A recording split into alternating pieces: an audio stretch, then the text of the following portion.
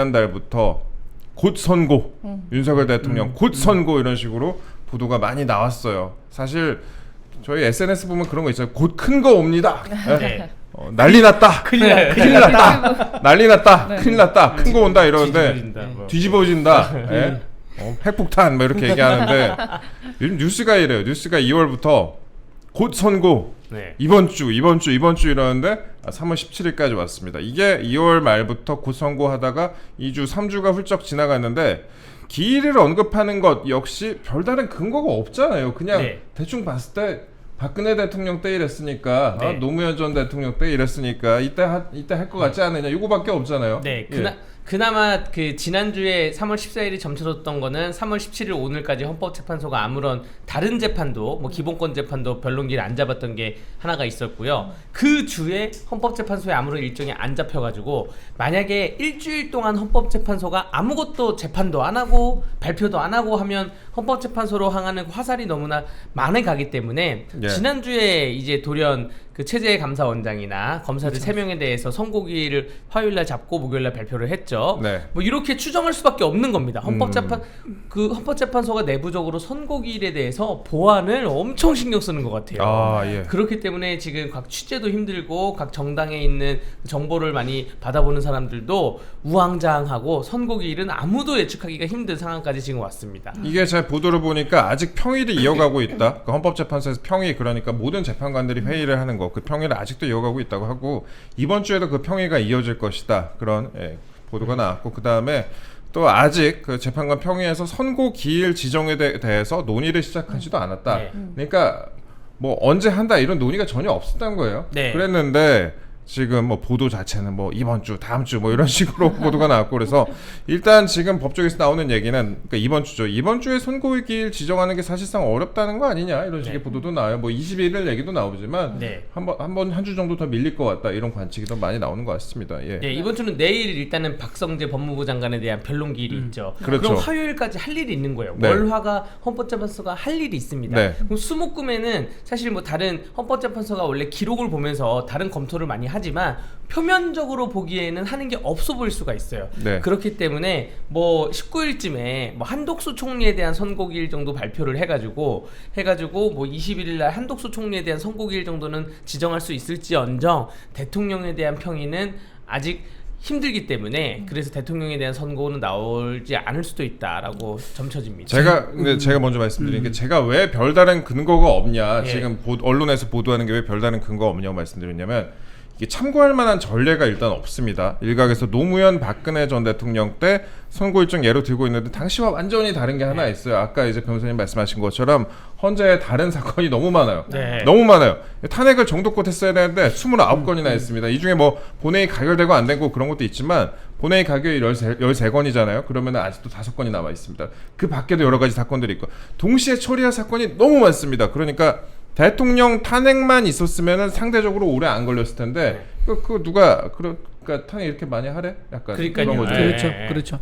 그래서 지금 평의가 어떻게 되냐면 오전에 평의를 하고요. 예. 오후 2시에 만나서 다시 전체적으로 논의한대요. 그러니까 네. 각자 사건 기록 보는 거 이게 오전에 있는 거고 오후 2시에 만나서 평의를 하게 되는데 제가 보기에는 이 매일매일 한다는 이 오후 평의 2시 평의 있지 않습니까? 이게 윤석열 대통령 거 지금 안 하는 것 같아요. 그러니까, 예. 그러니까 지난주는 내내 네. 지난주고 지지난주는 내내 체제 감사원자 검사 3명에 대해서 평의를 했었고 이번 주 내일이 이제 박성재 네. 법무부 장관 아닙니까? 네. 박성재 법무부 장관 평의를 지난주 한 것 같아요. 네. 그리고 한덕수 네. 권한 대행에 대해서 평의를 아마 하지 않았을까. 그렇다 그러면 그 일정상 윤석열 대통령에 대한 평의는 굉장히 뒤로 미쳐질 수가 있겠다. 그게 이제 4월 초까지 갈 수 있는 거죠. 네, 선입선출 원칙을 좀 지키려는 모습이 보여지는 것 같고요. 이러니까 어떠한 양상이냐면 저녁 5시까지는 저녁 5시 이후부터가 이제 오히려 긴장 상태인 거예요.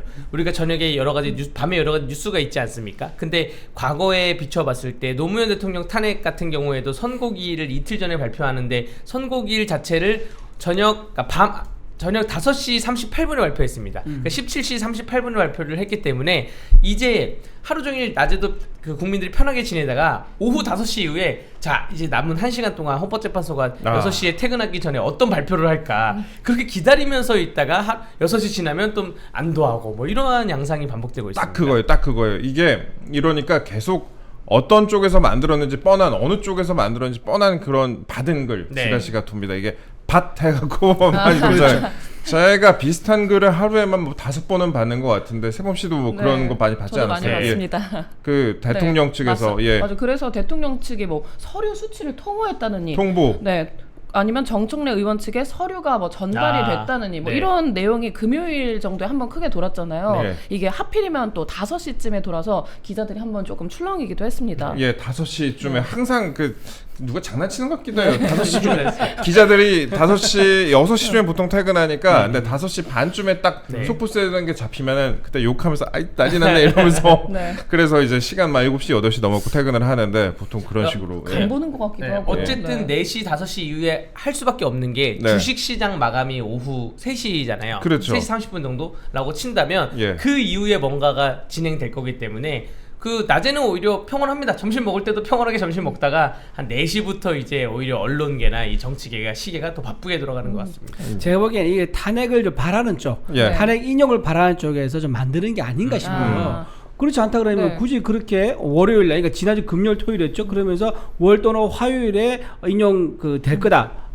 그 선고가 될 거다라고 말할 이유가 없는 거죠. 이게 네. 이런 거 있었잖아요. 그 정청래 지금 이제 탄핵 심판 소추위원단장이죠. 네, 위원장. 이분한테 서류가 전달됐다 금요일에. 네, 맞아요. 그래갖고 본인이 아니라고 나는 연락받지 않았다 이런 식으로 이제 대응하기도 했었는데 네. 전달됐다 이런 것도 이제 탄핵 그 찬성을 바라는 쪽에서 많이 뿌리지 그렇죠. 않겠어요. 예, 네. 그렇죠. 그리고 뭐 황당하게도 윤석열 대통령 측에서 수치, 그러니까 선고 기일 정했는데 통보를 했음에도 불구하고 수치를 거부하고 있어서 지금 진행이 안 맞아요. 되고 있다는 상당히 구체적으로 그럴듯한 얘기까지 돌았을 정도입니다. 네, 맞습니다. 그렇다 그러면 제가 보기에는 아까 말한 탄핵 인용을 바라는 쪽, 그리고 탄핵 인용됐을 때 주식의 어떤 출렁임을 통해서 이익을 얻으려는 사람들, 이런 사람들 쪽에서 나온 게 아닌가라고 네. 추측해 볼 수 있을 것 같습니다. 탄핵 수치를 통보를 했으면은 이게 그 전에 기사가 나오겠죠. 지금 헌재 여태까지 액션들을 봤을 때는 그렇죠. 이게 앞뒤가 좀 안 맞는 거 아니냐 네. 그런 지적이 나옵니다. 요즘 그리고 또 보면요, 기각, 뭐 인용만큼 자주 등장하는 단어가 각하예요. 그 각하 가능성 있다고 보세요? 혹시? 각하에 네. 대해서는 두 가지 사유로 주장을 할 수가 있는 건데 두 가지. 첫 예. 번째는 일사부재의의 원칙에 위반됐다. 네. 작년 12월 7일에 1차로 탄핵 소추안을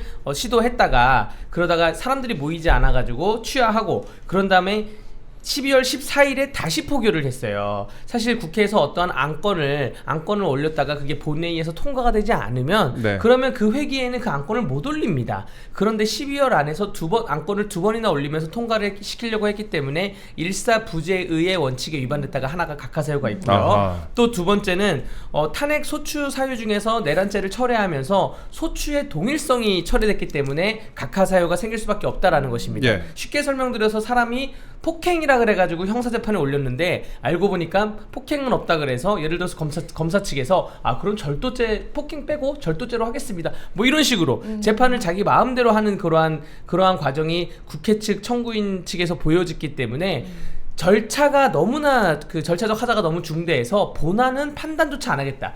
이것이 뭐 내란이니 아니니 혹은 계엄에 대해서 정당성이 있니 없니 이러한 판단조차 안 하고 다시 국회로 돌려보낼 테니까 니들이 알아서 다시 200명 채워서 오던가 라고 하는 게 그런 판단을 내린 게 각하인데 각하이가 왜 나오냐면 네. 평의가 안 되면 예. 헌법재판소에서 각하를 하기가 가장 마음 편하긴 해요. 사실 뭐 네, 그렇죠. 탄핵 찬반 모두 각하가 나와버리면은 어느 정도는 이렇게 국회에서 다시 200명 모여가지고 다시 할 네. 것이냐 아니냐 그러면 되는 것이고 헌법재판소는 본안에 대해서 내용을 안 쓰기 때문에 심리적 부담을 덜 수도 있고요. 근데 아마 각하를 그 주문으로 쓴다 하더라도 이 사건 청구를 각하한다 주문으로 쓴다 하더라도 헌법재판관들은 개별적으로 별개의 의견으로 뭐 예비적으로 인용 예비적 기각을 뭐 의견을 넣을 수가 있는데 네. 어쨌든 그래서 정치권에서는 지금 각하에 대해서 의견이 대두되고 있는 겁니다. 맞습니다. 그래서 지금 아까 말씀하신 일사부재 원칙, 대원칙에 대해 조금 보충 설명을 드리면요. 이 원칙이 지켜지지 않으면 어떤 식이 되냐면은 그러면 탄핵안이 통과될 때까지 계속 탄핵 소추안을 발의라는 문제가 생기는 거예요. 네. 모든 입법이라든가 모든 안건이 이런 식으로 통과될 때까지 계속 무작위로 횟수로 늘려버리는 네. 숫자로 밀어버리는 이런 문제가 생기기 때문에 이 원칙이 지켜지는 게 대단히 중요합니다. 법적 절차에 따라서. 예. 그래서 정말 탄핵 그 지금 분위기 어떠냐면 12월에는 인용이었고 1, 2월에는 기각분이었는데 네. 지금 3월 넘어서는 각하 분위기, 지금 절차적 중대 흠결 때문에 각하 분위기가 되게 높아지고 있다. 그런데 일부 이제 각하에 반대하는 쪽 입장에서는 뭐라 얘기하면 이게 각하가 되려 그러면은 처음부터 판단하지 이렇게 상당 오랜 기간 동안 심판을 했는데 어떻게 각하게 되냐라고 얘기하거든요. 근데 그건 말이 안 됩니다. 진행을 해보니까 심판을 해보니까 각하 사유가 더 명백해질 수가 있는 거예요. 그래서 오히려 각하될 갈 수도 있다. 그래서 그 논리는 좀 맞지 않다고 말씀드립니다. 민사에서는 민사 청구에서는 각하가 있고요. 행정 청구도 행정 소송도 각하가 있고 예. 형사 소송으로 치자면 약간 공소 기각 같은 문제예요. 너 공소를 기각하겠다. 아무런 판단도 하지 않겠다라는 건데 네. 혹은 면소 판결 이런 건데 예. 요거는 심리 다 끝내놓고 마지막에 판결합니다. 민사나 행정에서 각하가 나올 때도 예. 첫 재판을 하고 나서 이거 각하할게 각하 이게 아니라 심리 다 하고 선고일 지정하고 기다리고 있다가 각하가 나오는 거예요. 그래서 거기 이런 뭐 각하를 하려면 진작에 했을 것이다 이런 주장에 대해서는 기존의 재판에 비춰봤을 때는 맞지 않는 논리입니다. 끝까지 다 보고도 이산이 아닌가 보다. 네, 그래도 각하는 거예요. 네. 그런 쉽게 예. 설명하셨습니다. 그런 판단이 나올 수도 있다 이렇게 네. 저희가 좀 짧게 좀 다뤄봤습니다. 이번 주에 저희가 한번 계속 챙겨보겠습니다. 근데 우리가 그 윤석열 대통령 탄핵 심판만큼 더 탄핵 심판 혹은 그 이상으로 더 주목해야 되는 게 저는 한덕수 총리 관련 판결이라고 생각을 하고 있습니다. 이게 2월 19일에 변론이 끝났습니다. 네. 지금 3월 17일이니까 딱 한 달 됐는데 아직 한덕수 총리 관련해서 이거 선고일도 안 잡혔습니다. 근데 이게 우리가 해보시면은 대통령 사건보다 훨씬 더 이게 사실관계가 간명한 사건이고 사실 이 사건의 에센스는 정족수만 판단하면 되는 거 아니겠습니까? 네. 151석이다, 200석이다. 네. 예. 그 변론기일도 첫 변론기일에 끝냈고요. 그리고 중간에 국회 측 청구인 측이 자기들이 불리하니까 네. 검사 측에다가 사실조회 신청 자료를 하겠다 그래서 아. 진행이 됐는데 검찰 측에서 자료를 안 보내겠다 그래가지고 그것도 자료도 다 마감이 됐고요. 예. 한 달이 다 돼가니까 이번 주에 이걸 선고할 수 있다고 제가 그 예측을 하는 것이 네. 일반적으로 민사재판이나 형사재판이나 선고기일을 한 달을 잡아요. 네. 네. 지금 기존에 있는 노무현 대통령이나 또 박근혜 대통령 같은 경우에 탄핵 심판 기일이 너무 빨리 잡힌 거예요. 변론 기일이. 그게 뭐 변론 기일이 뭐 2주 만에 선고기일이 2주 만에 잡혔다라는 것인데 보통은 한 달 잡기 때문에 2월 17일 날 종료를 했으면 저는 아까 이준우 대변인님 말씀하신 이 선입 선출에 대한 프로세스가 그게 지금 확 와닿네요. 보니까 평의 자체를 기존에 했던 헌법재판관들이 평의를 했다는 게 다 그 체제 감사원장과 검찰에 대한 평의만 한 거예요. 그거 끝내놓고 박성대 법무부 장관 변론 기일 오늘 준비했고 그거 끝나고 나서 한덕수에 대해 평의를 하고 야 선고기를 발표해라 우리가 평의 마감할 수 있을 것 같다라고 해서 선고기를 발표해서 이번 주에 선고가 있지 않을까 이렇게 예상이 됩니다. 한 달이 다 됐기 때문에 네. 이 기일을 놓치면 그 욕 먹어요. 그 헌법재판관 분들께서. 그리고 한덕수 총리가 복귀가 굉장히 지금 시급한 게 우리 지금 보면요. 국제적으로 봤을 때 미국의 통상 압박 그 다음에 최근에 또 민감 국가 지정 뭐 그뿐만 아니죠. 뭐 전 세계적으로 봤을 때 북한, 중국, 러시아 등등 외교적으로 우리가 대응해야 될 부분이 상당히 많은데 지금 대행의 대행 체제잖아요. 최상목 대행 체제로는 이게 최상목 대행이 지금 일단 1인 3역을 하고 있습니다. 경제부총리 출신이라 1인 3역을 하고 있고 거기다가 그 미국이나 기타 등등 이제 국가의 정상에게 전화도 하기가 힘들어요. 그렇죠. 예. 대대행 체제면 예. 그 상대 정상이 인정을 예. 안 해주죠. 회사에 사장님이 있는데 그 부장님하고 전무까지는 그렇다 치겠는데 이게 뭐 부장이나 그렇죠. 상무대우 이런 분이 나가면은 좀 그렇거든요. 그렇죠, 맞습니다. 예. 그런 상황인데 최근에 이제 또 이슈가 되고 있는 게 한덕수 총리 건이 주심이 김형두 재판관입니다.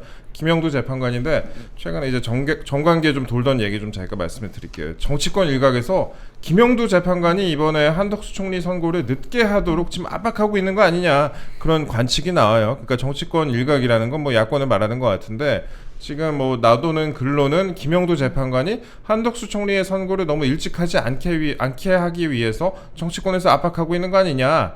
반면 이제 여권에서는 정치적인 판단 없이 선입선출로 신속하게 판결을 해라. 한덕수 총리 건 이제 평의가 끝났으면은 빨리 선고나 각하하라 이렇게 하고 있는 상황이에요. 예.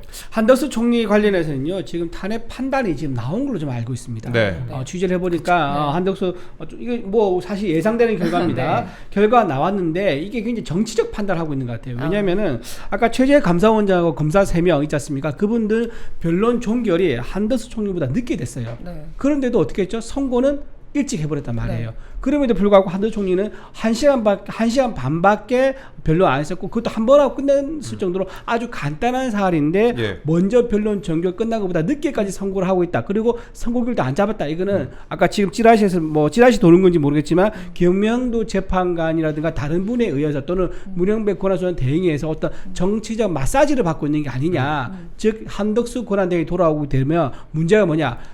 최상목 대행이 임명한 재판관 있지 않습니까? 이게 지금 문제가 될 수 있는 거예요. 그렇죠. 그러다 보니까 이 재판관들이 한덕수 권한대행에 대한 판단을 일부러 늦추는 게 아니겠느냐 이제 이런 해석이 나오고 있습니다. 그러니까 정계선 조한창 재판관에 그렇죠. 대해서 또 그 적격 시비가 있을 수가 그렇죠. 있으니까. 네. 예. 뭐 이거야말로 각하가 나올 수밖에 없는 구조인 게 151석이냐 뭐 200석 이상의 투표를 해야 되는 문제에 대해서 헌법재판소에서 이미 1년에 대통령의 권한대행에 대한 탄핵을 할 때는 200석 이상의 동의를 받아야 된다라는 그런 주석서가 있기 때문에 그 기준으로 하면 무조건 각하가 나올 수밖에 없는 구조라고 할 수가 있고요.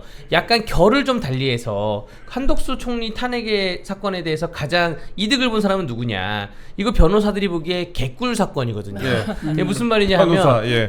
서면을 국회에서 다 써줘요. 네. 그리고 변호사는 법정에 출석만 하면 되는 거거든요. 그걸 네. 읽어보고. 근데 변론기를 한 번 하고 끝냈잖아요. 네. 변호사가 한 번만 갔다 온 거예요. 네. 그런데 지금 이러한 29번의 탄핵 속에서 변호사비로 3억 6천만 원을 세금으로 썼다는 거 아니에요. 네. 4억 6천. 4억 6천이요? 그럼 1인당 뭐 결국 뭐 1,500만 원씩 쓴 그런 느낌인데 네. 한 1,300에서 1,500 받고 누가 서류 다 써주고 그거 한번 읽어보고 재판 갔다 와야 되겠다. 한번 갔다 오고 한 1,100몇백만 원 받고 예. 이거 너무 개꿀 사건인데 이 개꿀 사건을 변호인들의 몇몇을 보면 문재인 정부 다 때 저쪽. 예. 네, 문재인 정부 때 그 청와대에서 근무했다가 아. 나온 변호사분들이나 예. 또 민주당 쪽 변호사분들이 되게 많다 너무나 제가 예. 부러워서 드리는 말씀이 아니에요. 예. 그러니까 좋으실 것 탄핵을 이렇게 같은데요? 많이 네. 이제 민주당이 했던 게 네. 뭐 저는 그렇게 생각하고 싶지 않지만 네. 정부 기능 마비의 목적도 있었지만은 이 사건을 자기 측 진보 진영 측 좌파 진영 측 변호인들한테 좀 사건을 줘서 수임료 챙겨주기 위해서 네. 한 게 아니겠느냐라는 그런 지적도 나오고 있을 정도예요. 제가 여기서 하나 말씀드리고 싶은 게 서상범이라는 사람이 조국 혁신당 후보로 구로구청장 지금 보궐선거에 출마한다 이렇게 하는데 이분이 윤석열 대통령 탄핵 국회 대리인단입니다. 네. 아, 지금 딱 말씀드린 그 부분에 대해서 개꿀 정확하게 사건을. 들어맞는 그 그렇죠. 사건 아니겠습니까? 그러니까 아니 윤석열 대통령 국회 탄핵소추 대리인단으로 있는 사람이 조국혁신당 법률위원장이라고 하는데 그 다음 달 2일, 그러니까 4월 2일에 구로구청장 보궐선거가 있다고요. 여기에 출마한다고.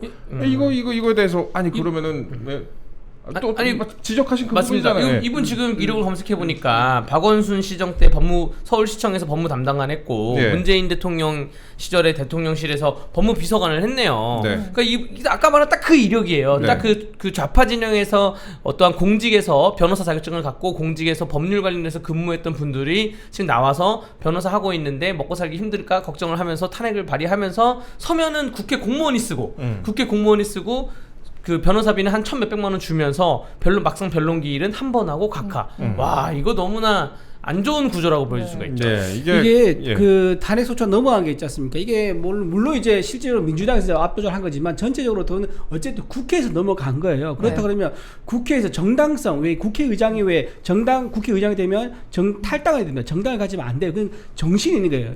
편파적으로 하지 말라는 정신이 있는 건데 네. 그 국회 탄핵 소추 대리인단에 있었다는 것은 변호사로서 정당 소속을 가지고 지금 탄핵 소추 대리인단에 있었다는 게 지금 드러난 거 아니겠습니까? 조국혁신당에서 네. 그렇다 그러면 이게 탄핵 소추할 때 대리인단으로서 역할을 공정했겠느냐 그런 의문이 드는 거고 또 하나 뭐냐 만약에 본인이 구로구청장 나가겠다는 그런 목적이 있었을 거 아닙니까? 있었다 그러면 처음부터 아예 경력용으로 그러니까 경력 쌓기 위한 국회 탄핵 대리인단 경력 한 줄 넣기 위한 최신형으로 그렇죠. 네. 예. 그 목적으로 이게 참여해가지고 이용했던 게 아니겠느냐 그냥 그런 의심까지 받을 수 있는 상황이에요. 선고 공범을 하고 네. 현수막 그럼요. 만들기 너무나 예. 쉽죠. 네. 예. 그렇죠. 내가 탄핵 변호인 앞장섰습니다. 뭐 이런 네. 식으로 그렇죠. 예, 그런 식으로 네. 지금 이것도 비판의 소지가 좀 많다라는 그런 지적이 나옵니다. 특히 맞습니다. 이게 수임료를 국회 대리인단으로서 이제 받는 게 이게 정치자금법상 문제가 있는 거 아니냐 그런 지적도 있는데 이거에 대해서는 일단 뭐 조국 혁신당 측에서는 뭐 특별하게 큰 문제는 없는 걸로 알고 있다 이런 식으로 대응을 했다고 그러니까 합니다. 본인이 출마 선언하기 전에 일단 예. 뭐 수임한 사건이기 때문에 정치자금 위반 아니다. 이제 본인 그렇게 주장하고 있어요. 있는데 뭐 네. 또 불구하고 어쨌든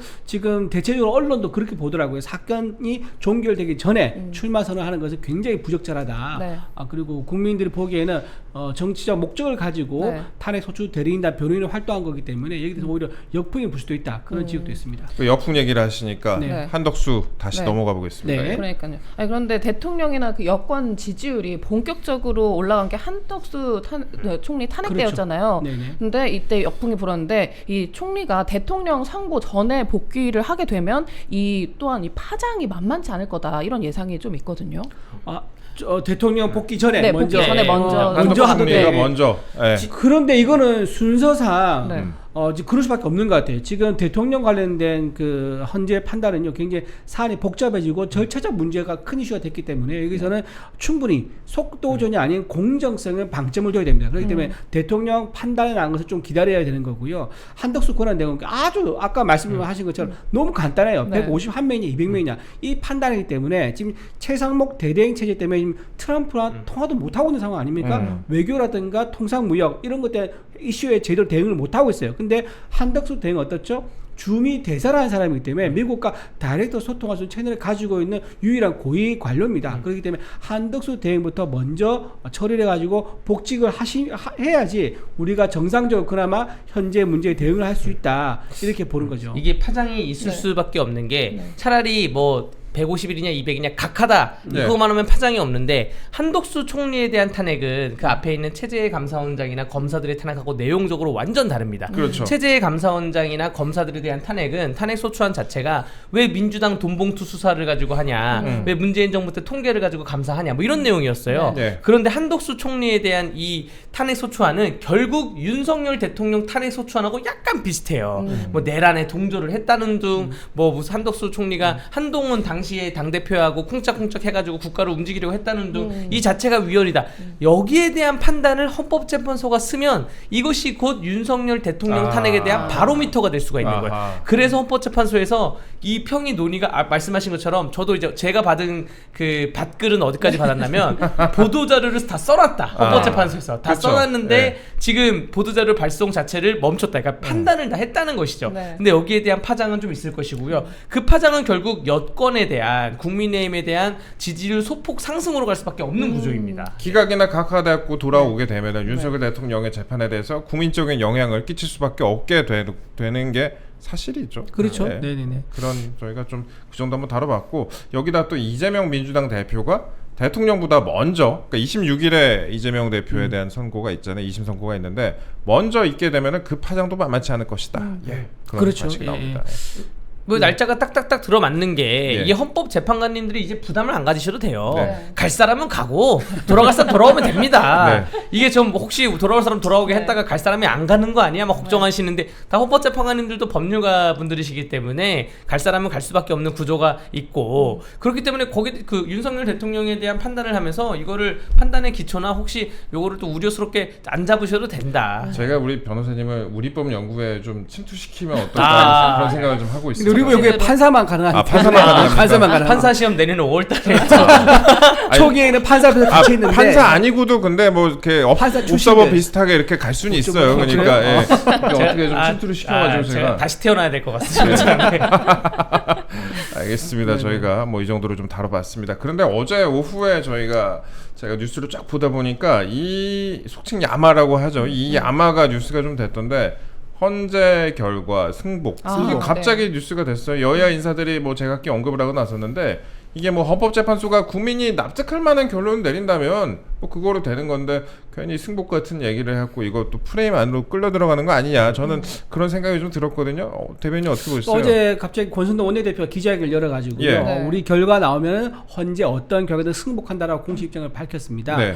그런데 갑자기 좀 뜬금없다는 그런 네. 느낌이 들긴 해요. 네. 당연한 얘기인 거고 또 권영세 비대위원장도 한번 기자회견에서 얘기한 적이 있었고 그다음에 윤석열 대통령도 헌재 최종 변론할 때 본인이 그런 취지로 얘기를 했습니다. 헌재 결과 나오면 수용하겠다. 있다 취지로 얘기를 했는 상태고 또 석동현 변호사, 그러니까 그 대통령 측 변호인단 있지 않습니까? 석동현 변호사도 탄핵 결과 그 심판 결과 나오면 안 받거나 못 받거나 하는 그런 일은 상상할 수 없다면서 승복 얘기를 했는데 네. 왜 갑자기 이런 얘기 나올까? 저는 생각이 좀 의문이 들고 저는 이재명 대표가 민주당에서 이런 얘기를 하기 전에 이재명 대표가 지금 어떻게 얘기하냐면 윤석열 대통령 헌재 결과 나면 승복해라 이런 얘기 하고 있거든요. 네. 그런데 자기 재판 얘기 안 해. 아. 자기는 지금 12개이면 5개 재판 받고 있습니다. 네, 네. 근데 자기 재판이 결과 나면 승복하기 때문에 얘기 안 해요. 유죄 나온 거에 대해서 승복 지금 그렇죠. 뭐 알겠다. 법원 뭐라 하고 그렇죠. 있잖아요. 민주당도 그렇고. 그렇죠. 예. 위헌 심판 제청도 또 있지 예, 않습니까? 예. 나오기 전에 이런 식으로 본인 재판에 대해서 어떤 식으로는 도망가고 지연하고 회피하고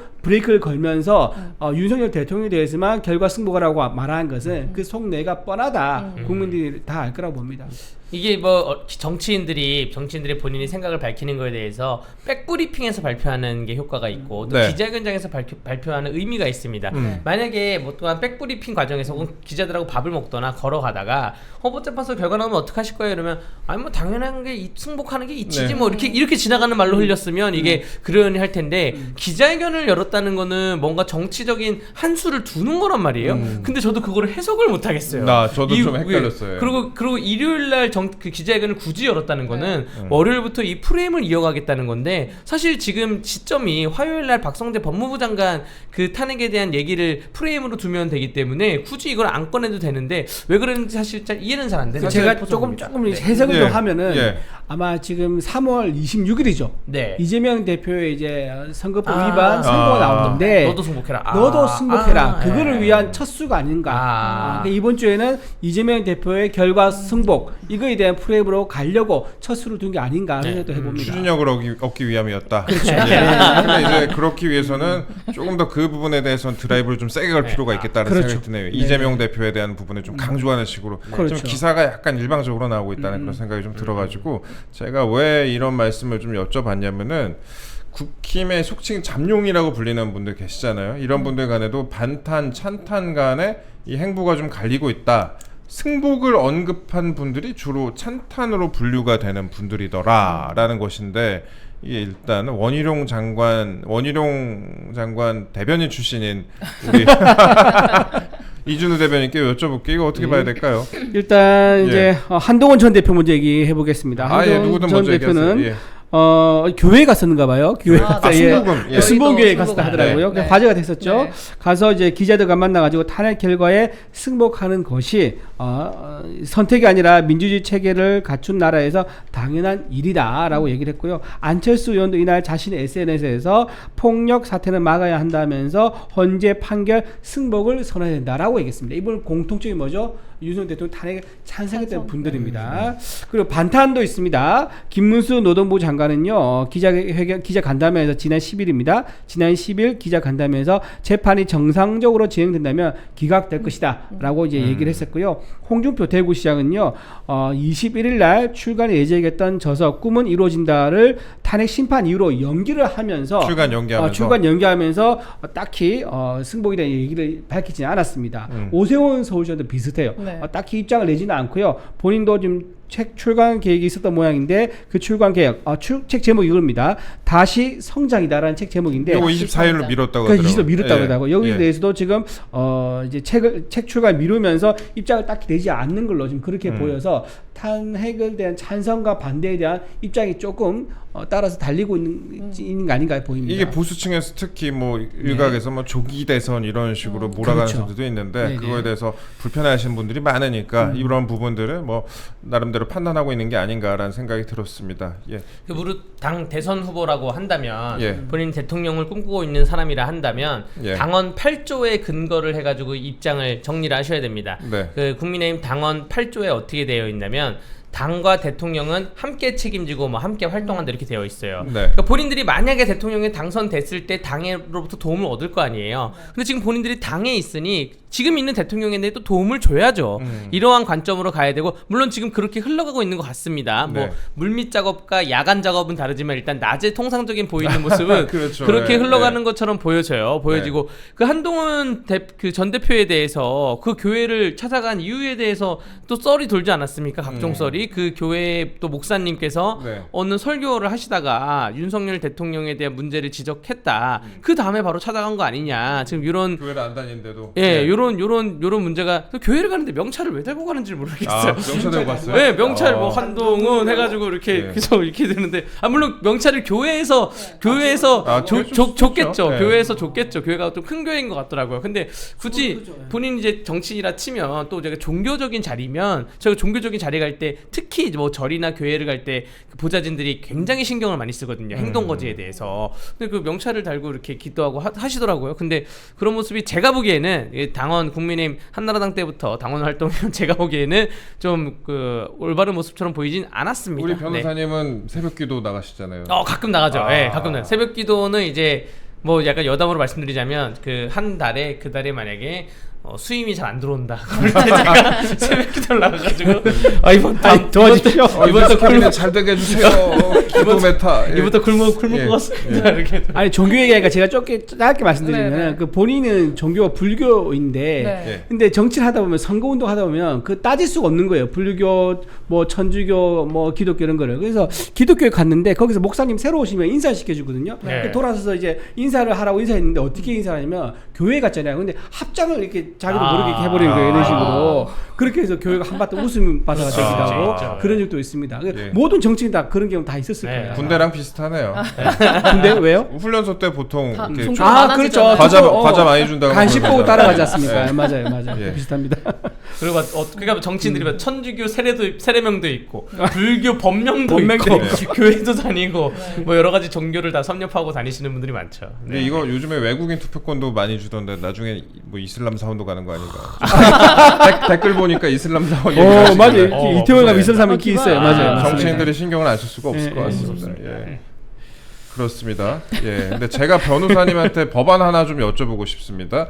민주당에서 내란이나 외환 혐의로 형을 확정받은 그런 대통령의 소속 정당은 정당 해산 심판을 받고 이후 실시되는 첫 선거에 후보자를 낼 수 없도록 한 그런 법안을 발의를 했습니다. 박홍근 의원이 네, 발의를 했는데 네. 이거 어떻게 보세요? 박홍근 예. 법조인은 아니겠죠. 이 법을 좀 공부하신 사람이라고 법조인 아니에요. 법조인 네, 아니에요. 공부하신 사람이라고 하면 절대 이런 법안을 낼 수 없는 게 예. 헌법에 그 정당에 관한 규정이 있고 또 공무담임권이 있습니다. 우리가 그동안 공무담임권 정당이 만약에 지금 우리도 구로구청장 선거에 대해서 국민의힘이 후보자를 안 내기로 일단 내부적으로 결정하지 않았습니까? 그렇죠. 정당에 어떠한 문제가 생기면 후보자를 내지 말라. 이러한 법안을 많은 국회에서 시도를 하려고 했는데 결국 공무담임권에 의한 위헌 규정이기 때문에 법안을 못 냈고요. 박홍근 의원이 이렇게 본인도 알 수 있어요. 이게 위헌이구나. 하지만 이재명 대표에게 아부하기 위해서 이러한 법안을 결국 낸 게 아닌가 이렇게 생각이 됩니다. 근데 형사재판에서 윤 대통령에게 이미 내란 혐의 적용이 어렵다고 이렇게 의견이 다수가 나오고 있는데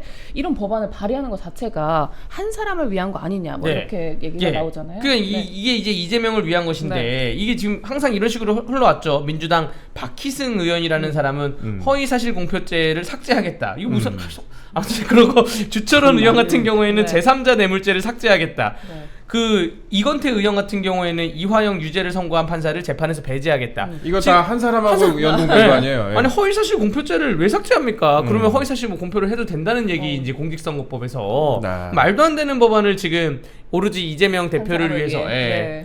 저 그리고 그런 생각이 들었습니다. 내란 주장을 하고 있는데 네. 뭐 내란이나 외환 혐의로 형을 확정받으면은 그 정당은 이제 후보자를 낼 수 없다 이렇게 얘기를 했는데 내란 주장할 거였으면 왜 헌재 이번에 탄핵 사유에서 내란죄를 왜 뺐습니까? 그러니까요. 앞뒤가 안 맞는 예. 그러한 구조를 민주당이 가고 있고요. 요거는 민주당 원내 그 의원총회나 원내 회의를 할 때 스스로가 이게 좀 자중해라라고 자중해. 좀 그 자중해라라고 민주당 내에서 내부적인 목소리가 나와야죠. 이거 그렇지 않으면 모 의원은 회의할 때 의원실에서 회의할 때 모 의원은 이렇게 아부성 냈던데 우리도 한번 찾아봐봐. 아부 한번 찾아봐봐. 이래서 보좌진들이 또 네. 쓸데없이 또 골머리 쌓게 되고 이러한 소모전이 발생합니다. 소모전 네. 시그널이 될 수 있다. 네. 내가 역으로 뒤지면 안 돼.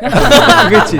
이 역으로 생각하면 네. 지금 이재명 대표가 굉장히 불안하다 예. 이렇게 보는 것 같아요. 당 전체가 자기들 이제 민주당 좌파 이제 진영도 있지 않습니까? 그 정치는 결집시키기 위한 어떤 용도라 그러면 법이 말이 되든 안 되든 간에 무조건 발의해서 일극 체제를 공고하게 유지시키는 그런 의미에서 언론 플레이용으로 또는 언론 이재명 플레이. 네. 대표에게 잘 보게 하는 용도로 그리고 자기 진영한테 뭐랄까 슈퍼챗 받는 용도로 슈퍼챗, 네. 그러니까 후원금이죠. 네, 네, 받는 네, 용도로 그 용도로 한다고 볼 수밖에 없는 굉장히 비상식적인 그런 입법이라 할 수 있는 거죠. 불안하면 그 모래시계에서 떨고 있니? 그렇지. 나 나 지금 떨고 나 있니? 떨고 있니? 우. 예. 아, 지난주에 배추도사님이 오셔갖고 나 떨고 있니 한번 하고 가셨는데 우. 제 30년 만에 생각이 났습니다. 연령대 좀 낮추기로 하지 않았던가요? 아니 다 모르실 거예요. 우리 시청자 여러분 다 어리셨고 모르실 텐데. 이렇게 하면 이재명을 가질 수 있을 줄 알았어요. 할수 있을 거라고 생각했어. 저희만 알아듣는 걸로. 예. 다음 이슈로 넘어가겠습니다. 이 부분도 좀 짧게 다뤄봐야 될 것 같은데 오늘 제가 아침에 중간 신문을 보다 보니까 이 이슈 많이 다뤘더라고요. 요즘 우리 국민이 새로운 단어 공부 많이 하고 있습니다. 민감 국가라는 단어까지 알게 됐는데 미국의 에너지부라는 곳이 있습니다. DOE 에너지부가 민감 국가에 한국을 포함시킨 것을 두고 또 정치권에서 이런저런 아전인수격인 그런 해석이 나온다. 라고 보도가 있었습니다. 네. 대표님 어떻게 보셨어요? 이 민간 국가란 뭐 해석이 서로 뭐 각 진영별로 제각각인데요. 한동훈 전 대표가 이런 얘기했습니다. 자기가 내가 이런 일이 생길 줄 알고 민간 국가 이런 걸 걱정했기 때문에 내가 탄핵을 이제 추진했었다. 개헌을 반대했다. 뭐 이런 얘기를 했었거든요. 아, 그래요? 근데 너무 좀 황당한 게 지금 민간 국가에 누가 들어가냐면 이스라엘도 들어가 있어요. 네. 네. 대만도 들어가 있습니다. 아, 이스라엘, 대만. 네, 그러니까 한동훈 대표가 지금 민간 국가에 잘 모르는가 봐. 그 내용도 모르고 어느 국가 민간 국가로 돼 있는지 잘 모르고 그냥 뭐 하나 나오니까 거기에 일단, 숟가락 얹어가지고 한마디 했는데 내용을 살펴보니까 굉장히 모순되는 그런 말을 했죠. 이스라엘이라면 진짜 친미 중에 세계 최강의 친미 관계가 있는 네, 국가입니다. 근데 친미 오브 친미죠, 여기. 친미 오브 친미죠. 그리고 미국 정부의 상당한 수뇌부가 이스라엘 유태인들한테 굉장히 아주 그 뭐 평상시에 상시적으로 도움을 받고 의존하고 있는 또 금융계가 유태인들 아니면 돌아가지 않는 그런 상황이기 때문에 그런 나라에서도 민간 국가라는 게 지정되어 있는 상황이라 그러면 네. 여러 가지 해석할 일이 굉장히 많습니다.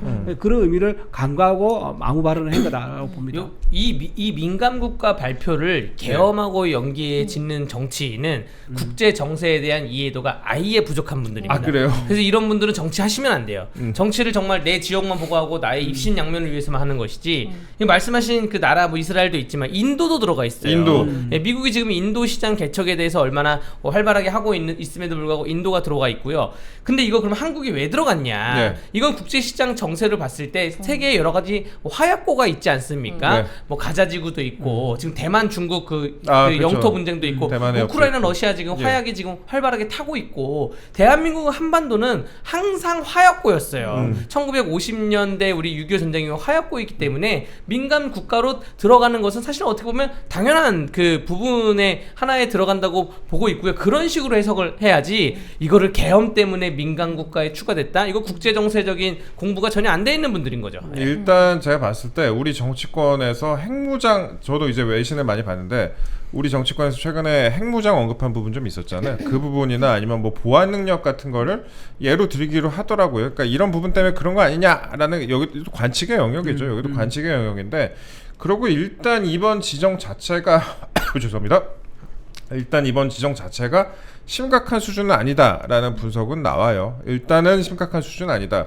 물론 이제 우리가 당장 핵무장을 하지 못하더라도 주한미군 철수나 뭐 북한 핵 관련 이슈가 살아있는 상황에서 우리가 핵무장을 언급도 못하나? 언급 자체도 하지 못하나? 이런 생각도 들고, 한편으로는 또 변호사님 말씀하신 것 같이 우리나 이제 여러 가지 또 지정학적 그런 상황도 있고, 정치인들이 이걸 본인의 정치적 이익을 위해서 수사적으로 너무 사용하는 거 아니냐, 그런 생각도 좀 듭니다. 그리고 또 이런 것도 예. 있었던 것 같아요. 그때 한수원이 미국에 네. 있는 웨스팅하우스 그렇죠. 원전 예. 기술, 원천 기술을 가지고 있는 예. 나라인데 거기랑 이제 특허 관련된 이제 분쟁이 있었거든요. 소송전이 네. 오갔었는데, 그러니까 이제 원천 기술을 가지고 한국이 그 네. 기술을 수출했다 예. 이렇게 해가지고 소송이 있었는데 어쨌든 1월달에 합의가 됐습니다. 1월 중순쯤 합의가 됐었는데 그 문제에 있어서도 아마 미국은 자기 나라 기술과 특허료 이런 문제 때문에 한국에 대해서 민간 국가로 올려서 이런 거를 좀 한국에서 미국이 가지고 있는 원천 기술 특허에 대해서 침범하지 못하도록 하려는 그런 의도가 좀 있었던 게 아닌가라는 생각도 해봅니다. 한국이 또 발전해서 그렇기도 해요. 말씀하신 것 경쟁, 같이 예. 웨스팅하우스와 그 해외 원전 시장에서, 물론 문재인 정부 때는 원전을 그냥 초토화 시켜가지고 그렇죠. 예, 예. 상당히 좀 안 좋았었는데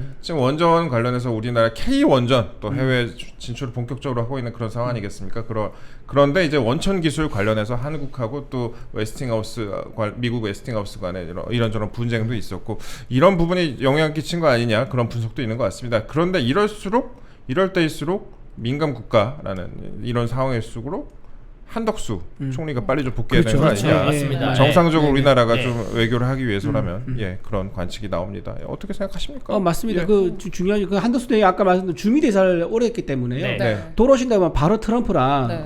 통화가 가능하신 그런 지위에 있습니다. 제가 한덕수 총리 그리고 영어 하는 거 한번 봤었는데 영어 굉장히 잘했어요. 영어하니까 또 오늘 거의 원어민. 영어하니까 내가 빠질 수 없는 또 네. 얘기가 있어. 한동훈 대표 영어를 한마디 했는데 그 영어가 또 문법이 틀렸어.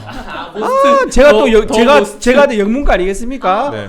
이게 정관사인지 부정관사인지 어나 더가 붙어야 붙어야죠. 돼. 무조건 붙어야죠. 근데 네. 소위격인 경우 소위격 앞에 있으면 그건 이제 관사가 없어도 되는데 오, 예. 그런 부분을 놓쳐서 저는 어설프게 좀 영어 쓰려고 하다가 정말 창피를 당했다. 그러면 공식적으로 좀 앞으로 이렇게 계속 안 쓰시겠네요. 원희룡 캠프 대변인 출신 이준 대변인 이렇게 말씀하고 계십니다. 네네. 예.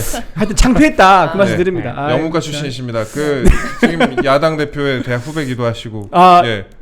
그 인물이 많이 거기 인물이 네. 많은 학교예요. 여당 원내대표와 야당 대표의 대화. 그렇죠. 교집합이네요. 요즘 그 네. 센트럴이 자 다음 순서 넘어가시죠. 요즘 센트럴이 중요하죠. 네, 중앙이 중요한 것 같습니다.